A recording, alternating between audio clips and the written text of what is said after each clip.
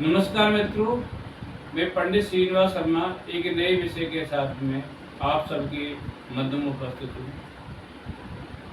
लोग पूछते हैं मुझसे कि हम दुनिया में आए किस लिए, क्या करने के लिए आए हैं, हमारा उद्देश्य क्या है। हमें तो यही नहीं पता लगता हमें क्या करना चाहिए, क्या नहीं करना चाहिए।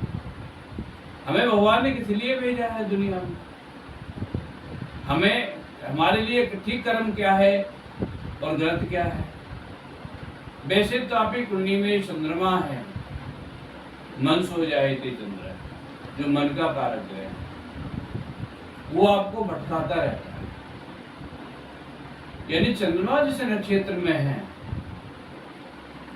उस ग्रह के भाव से संबंधित आप कार्यों में भटकते लगे रहेंगे। तो चंद्रमा मन का कारक, आपका मन वहां पर ही लगेगा। लेकिन आपका दुनिया में आने का उद्देश्य क्या है, वो आपकी आत्मा तय करती है। आत्मा ही बताती है कि आपका भगवान श्री हरि ने आपको भेजा किस लिए। इसलिए सूर्य आत्मा का कारक ग्रह है, चंद्रमा मन का कारक है, तो सूर्य आत्मा का कारक है। यानी हमारी कुंडली का सूर्य ही बताता है कि हमारा दुनिया में आने का उद्देश्य क्या है, और उससे संबंधित सूर्य से पंचम और नवे घर में उसके प्रभाव बढ़ जाते हैं। यानी वो कर्तव्य भी हमें पूरे करने चाहिए। विचार करिए कि सूर्य किसी के लगन में बैठा हुआ ग्रह है,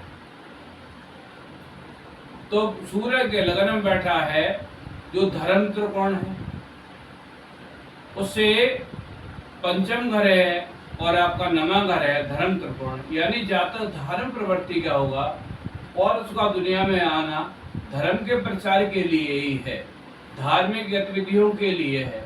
ऐसा जब तक भगवान पर बहुत ज़्यादा भरोसा करने वाला होगा, भगवान को बहुत ज़्यादा जानने वाला होगा। यानी सूर्य का अगर बल, सूर्य का प्रभाव पंचम नवे और लगन पे है तो व्यक्ति बहुत ज़्यादा धार्मिक है, क्योंकि वो तब धर्म त्रिकोण में सूर्य का प्रभाव। दूसरा त्रिकोण होता है अट त्रिकोण, दूसरा घर है, छठा घर है और 10वां घर है, ये अट त्रिकोण वाले हैं।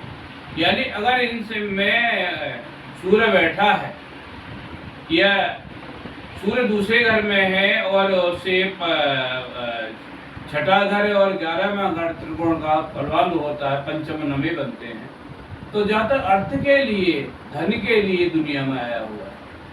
ये तो नहीं कह रहा वो धनवान हो जाएगा, लेकिन सोच उसकी धन के लिए बहुत ज्यादा होगी, प्रयास धन के लिए बहुत ज्यादा होगा, वो जीवन में धन के लिए भटक रहा हुआ।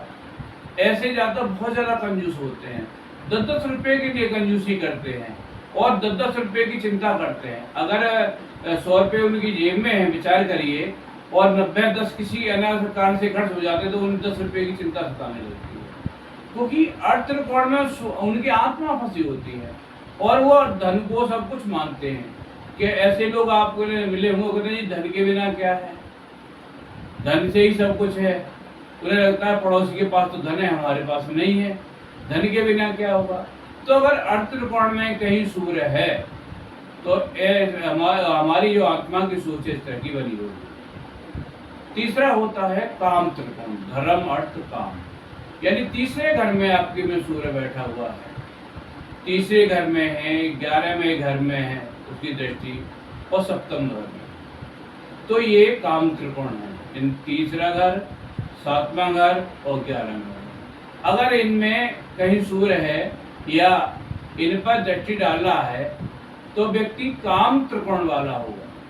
काम शख्स के लिए नहीं कह रहा, मैं वासनाओं के लिए नहीं कह रहा। काम व्यक्ति के अंदर लगन बहुत ज्यादा होगी, पराक्रम करने वाला बहुत ज्यादा, उसकी इच्छा होगी कि दुनिया पे मेरा राज्य हो, तो लोग मेरी बात माने, लोग मेरे अधीन रहें, मेरी बात सुनी जाए।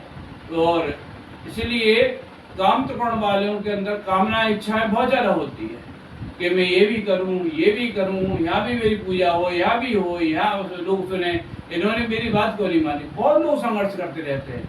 ऐसे लोग अपनी काम बात मनवाने के लिए अनावश्यक रूप से कोर्ट कचहरी आदि में फंसे रहते हैं। तो चौथा होता है मोक्ष त्रिकोण, यानी कुंडली का धर्म, अर्थ, काम, मोक्ष। चौथा भाव, अष्टम भाव और 12वां भाव, ये मोक्ष त्रिकोण है। तो अगर कुंडली का प्रभाव, सूर्य का प्रभाव इन भावों पर है, सपोज करिए चौथे घर में बैठा हुआ सूर्य है, तो सूर्य और अष्टम घर में है या 12वें घर में है, तो मोक्ष त्रिकोण वाला व्यक्ति। ऐसे जातक का उद्देश्य एक होता है कि अपनी मुक्ति के बारे में सोचते रहते हैं। वो भगवान से बार बार प्रश्न करते रहते हैं, प्रभु मुझे किस लिए भेजा है, मेरी गति कैसे होगी, मुझे दुनिया में कुछ भी अपना नहीं है, सब यही रह जाना है, मोक्ष की प्राप्ति के साधन करना चाहिए। भगवान पर बहुत ज़्यादा भरोसा करते हैं और वो अंत में सब कुछ छोड़ने का प्रयास करते हैं और मुक्ति का साधन करने वाले होते हैं। तो सूर्य ही ये तय करता है कि हमारा कर्तव्य परमात्मा ने श्री हरि ने क्या बनाया है।